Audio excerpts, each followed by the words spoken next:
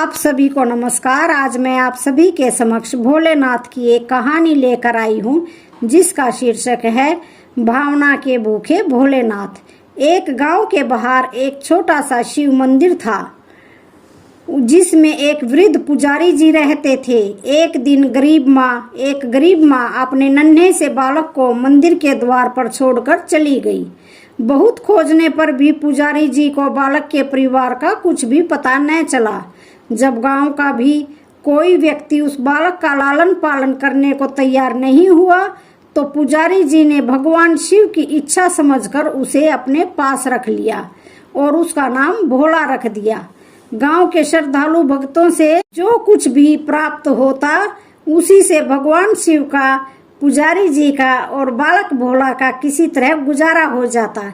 यदि किसी दिन कम भी पड़ जाता, तो पुजारी जी बालक और भगवान को भोग लगाकर स्वयं गंगा जल पीकर रह जाते। धीरे धीरे भोला बड़ा होने लगा और अब वह पुजारी जी के कामों में हाथ बटाने लगा। बूढ़े पुजारी जी के थके हारे हाथों को कुछ आराम मिलने लगा, इसलिए उन्होंने भोला को मंदिर की सफाई, भगवान शिव की पूजा, उनको भोग लगाने और उनकी आरती करने की विधि अच्छी प्रकार समझा दी। अब वे स्वयं भगवान शिव के नाम जप और कीर्तन में समय व्यतीत करने लगे। एक दिन भगवान शिव के मंगलकारी नाम शिव शिव शिव का जप करते हुए ही उनके प्राण छूट गए। अब बालक भोला का इस संसार में भगवान शिव के सिवा और कोई सहारा न रहा। उसने पुजारी जी की ये 3 बातें कभी नहीं भूली।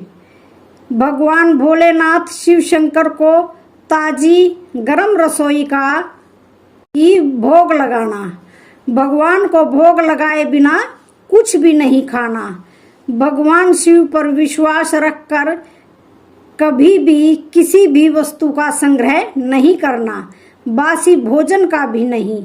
यदि कोई भक्त पहले से बना भोजन या मिठाई मंदिर में दे जाता है, तो बालक भोला उसे गरीबों में बांट देता। वह ताजी रसोई बनाकर ही भगवान को भोग लगाता, उसके बाद ही स्वयं प्रसाद ग्रहण करता और यदि बचता तो उसे बांट देता। यदि रसोई बनाने को सामग्री न होती, तो भोले बाबा और भोला भगत दोनों ही गंगा जल पीकर ही रह जाते। एक बार बरसात का मौसम आया और 3-4 दिन तक मूसलाधार वर्षा होने से मंदिर में एक भी भक्त नहीं आया। भोला अपने भोले बाबा को गंगा जल का ही भोग लगाता और उसे ही पीकर रह जाता। भोले बाबा बालक की भक्ति और सहन शक्ति की परीक्षा लेते रहे, किंतु आखिर में अपने भक्त बालक को भूख से तड़पते देख उनसे नहीं रहा गया। वे सेठ के नौकर का रूप धरकर हाथ में भोजन सामग्री की पोटली लेकर वर्षा में भीगते हुए मंदिर के द्वार पर जा पहुँचे। उन्होंने आवाज लगाकर भोला को बुलाया और उसके हाथ में पोटली देते हुए बोले, सेठ जी ने यह कच्चा राशन भेजा है, इससे रसोई बनाओ, भोग लगाओ और स्वयं भी प्रसाद पाओ। मैं कल फिर आऊंगा। भोला भगत ने आशीर्वाद देकर उसे विदा किया और सूखी गीली लकड़ियों के धुएं में गरम रसोई बनाकर भोले बाबा को भोग लगाया। पूरे बरसात के मौसम में भोले बाबा नौकर के वेश में भोला भगत को सीधा देने आते रहे और स्वयं भी गर्मा गर्म रसोई का भोग पाते रहे। एक दिन भोला भगत ने सोचा कि सेठ जी को कच्चा राशन भेजते हुए 4 महीने हो चले हैं, किंतु वे स्वयं कभी भी मंदिर में भोले बाबा का प्रसाद ग्रहण करने नहीं आए। अगले दिन जब भोले बाबा नौकर के वेश में सीधे की पोटली देने आए, तो भोला भगत उनसे बोला, भाई तुम्हारे इतने धर्मात्मा सेठ जी कभी स्वयं मंदिर में प्रसाद लेने क्यों नहीं आते? इस कारण मेरा हृदय अत्यंत दुखी हो रहा है। अपने सेठ जी से कहना कि कल वे भी मंदिर में प्रसाद ग्रहण करने जरूर आए। यह सुनकर नौकर बने भोले बाबा चौंक कर घबरा उठे और बोले, पुजारी जी, सेठ जी मेरे द्वारा आपको कच्चा राशन भेजते हैं आप इससे भगवान को भी भोग लगा लेते हैं और स्वयं भी प्रसाद पाते हैं। फिर सेठ जी को बीच में बुलाने की क्या जरूरत है? जैसा चल रहा है वैसे ही चलने दीजिए। भोला बोला, ऐसे कैसे चलने दूं? आपके धर्मात्मा सेठ जी इतने दिनों से कच्चा राशन भेज रहे हैं, क्या मैं उन्हें भगवान का प्रसाद देने का अपना कर्तव्य भी पूरा न करूं? मैं किसी का उधार खाने वाला नहीं हूं। अपने सेठ जी से कह देना कि यदि कल भोले बाबा का प्रसाद ग्रहण करने न पधारे तो मैं उनका कच्चा राशन लेना बंद कर दूंगा। नौकर बने भोले बाबा तो अपने भोले भगत की अकड़ देखकर कांप उठे और यह सोचकर मन ही मन में हंसे कि अरे वाह, आज तो लेने वाला ही देने वाले पर धौंस दिखा रहा है। लेकिन सरल हृदय भक्त के मनोभाव पर रीझ कर वो बोले, ठीक है पुजारी जी, कल सेठ जी मंदिर में प्रसाद ग्रहण करने जरूर आएंगे। दूसरे दिन बड़े सवेरे ही भोले बाबा नौकर के वेश में दूध और बहुत सारी सामग्री लेकर मंदिर में आ गए। भोला चौंकते हुए बोला, भाई आज इतना सारा सीधा किस लिए लेकर आए हो?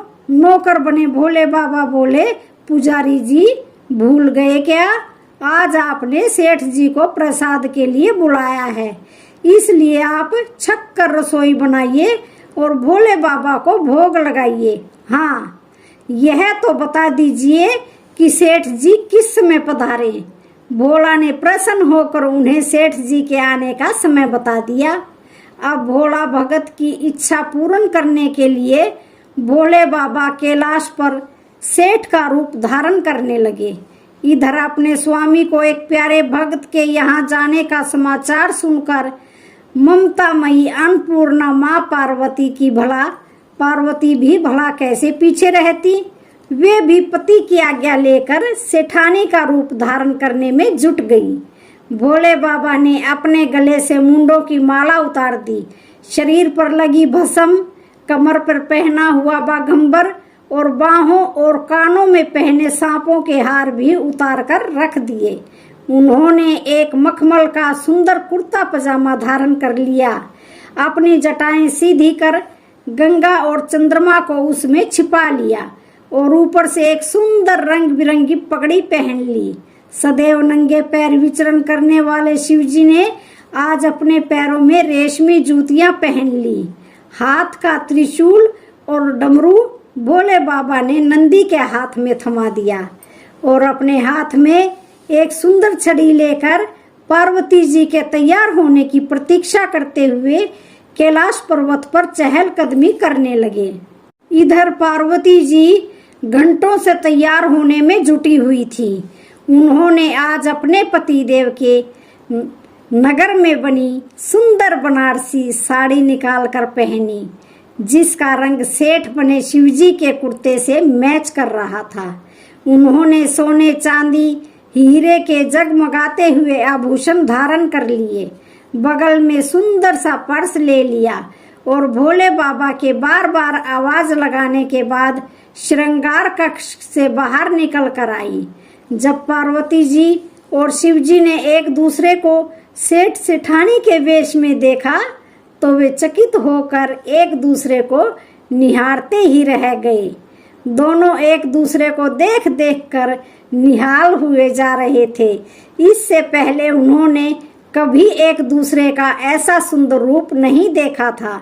जब भगवान गौरी शंकर सेठानी सेठ का रूप धर कर कैलाश से अपने भक्त के यहाँ दावत खाने चले गए तो गणेश, कार्तिकेय, नंदी, ऋषि मुनि, देवता, देवांगनाएं भी उन्हें देखकर ठगे से रह गए।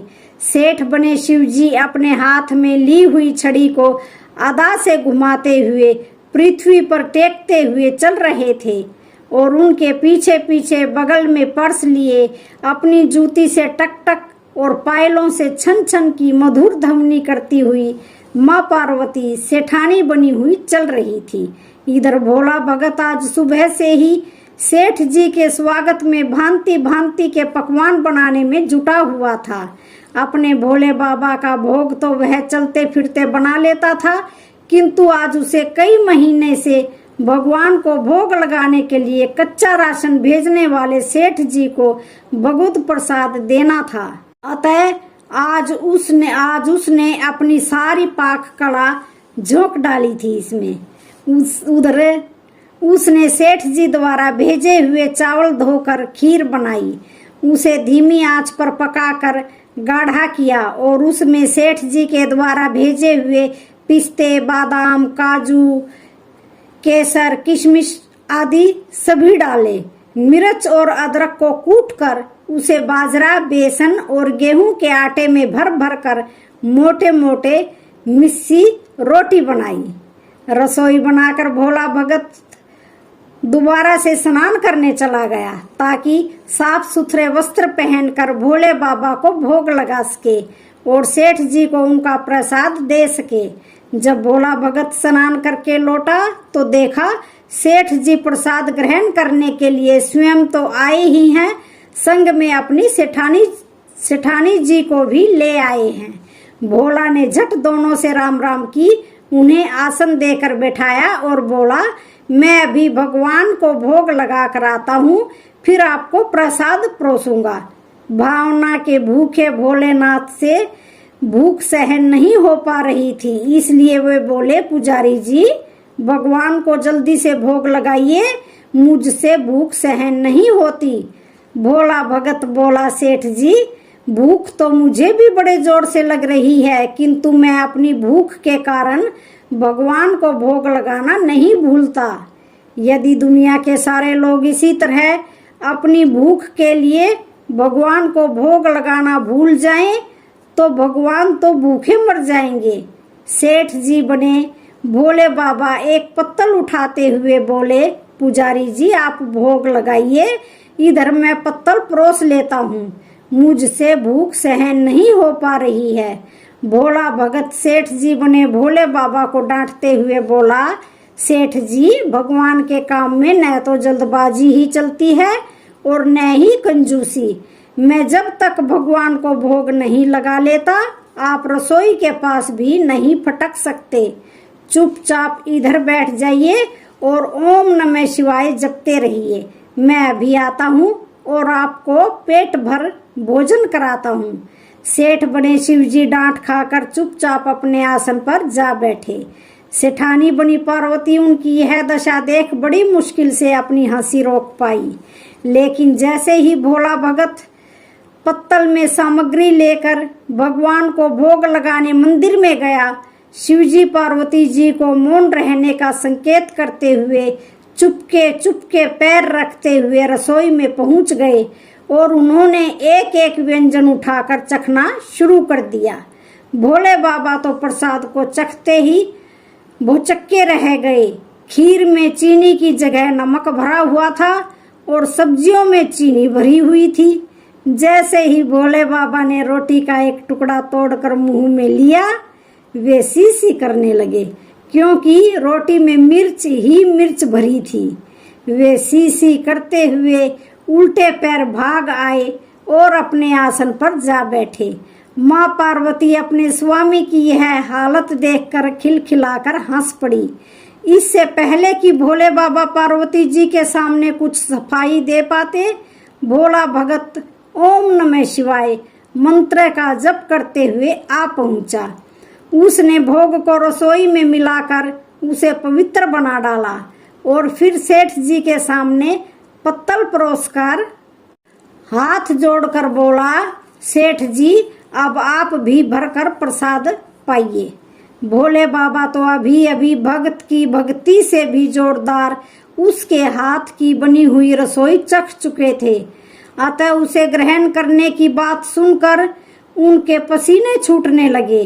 कभी वे भोला का तो कभी पार्वती का मुख देखने लगते। भोला को सेठ जी की ढील बर्दाश्त नहीं हुई और बोला, सेठ जी अब क्या हो गया है आपको? अभी अभी तो इतनी जल्दी कर रहे थे आप, अब क्यों नहीं भोजन ग्रहण करते? आप ग्रहण करो, तभी तो माता जी भी प्रसाद ग्रहण करेंगी और फिर मैं भी प्रसाद पाऊंगा। भोला की ललकार सुनकर भोले बाबा ने चुपचाप खीर का कुल्हड़ उठाया और सारी नमकीन खीर पी गई। कुल्हड़ खाली होने की देर थी कि भोला ने उसे झट से भर दिया। अपने प्रिय भक्त के हाथों परोसे हुए भोग में भगवान को आज दुगना स्वाद आने लगा। भोला परोसता गया और भोले बाबा पीते गए। जगन माता पार्वती भक्त और भगवान दोनों के प्रेम को देख देख कर मंत्रमुग्ध होती रही। जब सारी रसोई समाप्त हो गई तो भगवान ने एक जोर की डकार ली। भोला को होश आया और बोला, वहाँ सेठ जी वहाँ, मैं ही बावला था जो इतनी थोड़ी सी रसोई बनाई। मुझे पता होता कि आपको प्रसाद ग्रहण करने का इतना शौक है तो और भी ज्यादा रसोई बनाता। भोले बाबा अपने पेट पर हाथ फेरते हुए सेठानी बनी पार्वती जी की ओर मुस्कुरा कर देखते हुए बोले, पुजारी जी, मैं इतना रोज कहाँ खाता हूँ, किंतु आज प्रसाद इतना स्वादिष्ट बना था कि अपने पर वश ही नहीं रहा और खाता ही चला गया। किंतु तभी भोला भक्त रुआंसा होकर बोला, सेठ जी, वह तो आपने ठीक किया, लेकिन माता जी तो भूखी रह गई। ममतामयी पार्वती माँ से भोला का रुआंसा मुख देखा नहीं गया। उन्होंने बची हुई खीर की 4 बूंदें अपने कंठ में टपका ली। भोले बाबा द्वारा भोग लगाने से प्रसाद में अद्भुत अलौकिक स्वाद भर गया था। ऐसी सुगंधित और मीठी खीर खाकर जगजननी तृप्त हो गई और उनके तृप्त होते ही सृष्टि का प्रत्येक प्राणी तृप्त हो गया। भोला भगत बोला, सेठ जी, आपने और माता जी ने प्रसाद ग्रहण कर लिया, इससे मुझे बहुत संतोष हुआ है। समझ लीजिए कि आप दोनों द्वारा प्रसाद ग्रहण करने से मेरा भी पेट भर गया। वैसे मेरी तो वैसे भी महीने में 4-4 एकादशी हो जाती हैं, किंतु मैं भी एक दाना ले ही लेता हूँ, जिससे कि भोले बाबा के प्रसाद का अनादर न हो। यह कहकर जैसे ही भोला ने खीर के पात्र में लगा चावल का एक दाना उठाकर अपने कंठ में डाला, उसकी जन्म जन्मांतर की भूख प्यास मिट गई और समस्त वासनाओं और इच्छाओं की तृप्ति हो गई। उसके ज्ञान के नेत्र खुल गए और उसने देखा कि उसके सम्मुख त्रिलोकीनाथ भगवान शंकर और जगजननी माँ पार्वती आशीर्वाद की मुद्रा में मुस्कुराते हुए खड़े हैं। भोला दौड़कर उनके चरणों में लौट गया और उन्हीं में समा गया। तो आज की वीडियो का यहीं पर समापन होता है। वीडियो अच्छी लगे तो चैनल को लाइक, शेयर, सब्सक्राइब